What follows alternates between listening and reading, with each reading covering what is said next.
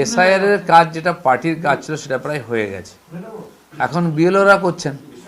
কিন্তু যেটা আমরা বলেছিলাম যে প্রায় 1.5 কোটির কাছাকাছি ভুয়ো ভোটার আছে, নাম বাদ যাবে, সেটা প্রায় কাছাকাছি 58-59 লক্ষ তো প্রথমেই ফর্মই ফেরত আসেনি, নাম বাদ গেছে। এরপরে যে ফর্মগুলো এসেছে একাধিক জায়গায় নাম আছে, তাদের ডাকছে, জিজ্ঞেস করছে আপনি কোথায় ভোটার থাকতে চান, কারো কাছে SMS এ মেসেজও আসছে। তো প্রায় 1,38,00,000 আরও নাম এরকম এসছে যাদেরকে ডাকা হচ্ছে, আরও বাড়তেও পারে। তো আমার মনে হয় সেখান থেকে কিছু ছাঁট বেরোবে। তো আমাদের বক্তব্যের দিকেই যাচ্ছে পরিস্থিতি। এখন টিএমসি যে বলছিল কি হলো, কিছুই তো হলো না, কি হলো বোঝা যাচ্ছে না।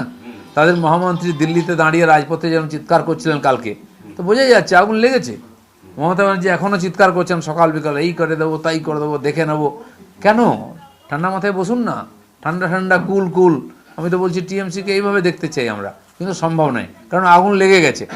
এই যে 1-1.5 কোটি নাম যদি বাইনাস হয়, তো টিএমসি থাকবে কোথায়? আর এটা যে সত্য কথা, তথ্যই তার প্রমাণ দিচ্ছে।